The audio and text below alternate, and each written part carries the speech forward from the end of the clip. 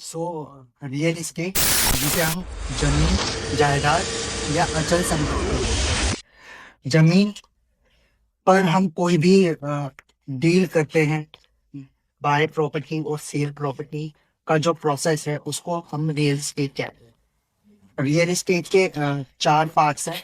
एक है अपना रेसिडेंटल, जिसमें जो लोग आवश्यक योजना के लिए घर बना के रहते हैं। दूसरा है कमर्शियल, जिसमें लोग दुकान, शॉपिंग कॉम्प्लेक्स लाइक दैट बनाते हैं। तीसरा है इंडस्ट्रियल, जिसपे लोग अ, कच्चा माल को पक्के माल में कन्वर्ट करते हैं, कोई एरिया स्पेस कवर करते हैं, इंडस्ट्री जहाँ पे बनती है। और चौथा है एग्रीकल्चर, जहाँ पे किसान लोग खेती वगैरह करते हैं। तो ये चार टाइप की रियल एस्टेट होते हैं, जो कि जो जमीन है वो हमारी फिक्स होती है, ना ये बढ़ती है ना ये घटती है। जितनी भगवान ने बना रखी है ऑलरेडी उतनी ही लिमिटेड ही जमीन है।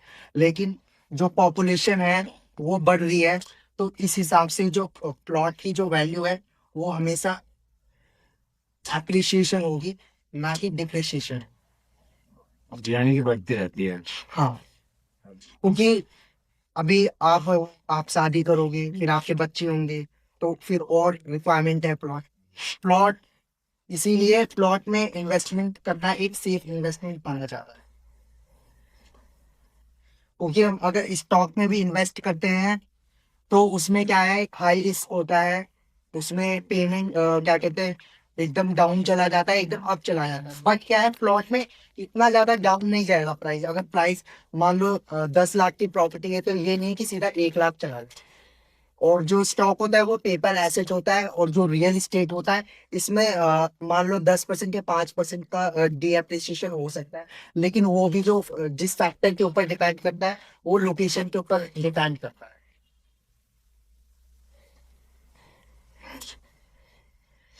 तो जो प्लॉट का जो प्राइस का जो होता है, जो फैक्टर जो काम करते हैं, वो तीन चीजें होती हैं।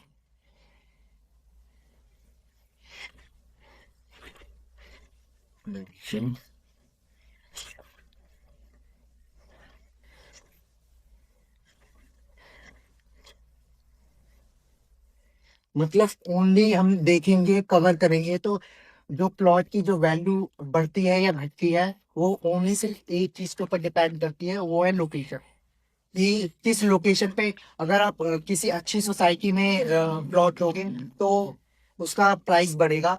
अगर आप किसी ऐसी जगह पे ले रहे जहाँ पे प्लॉटिंग हो रही है, अभी वहां पे कुछ नहीं है, तो उसके नियर बाय में क्या क्या एमिनिटीज है, आसपास में क्या क्या चीजें हैं, हॉस्पिटल, कॉलेज, जो भी चीजें हैं, जो एमिनिटीज हैं, सरकारी स्कूल, डिस्पेंसरी, मार्केट, ये सारे फैक्टर्स हैं जो कि किसी प्रॉपर्टी को प्राइस अप्रिशिएट करते हैं और डी अप्रिशिएट करते हैं।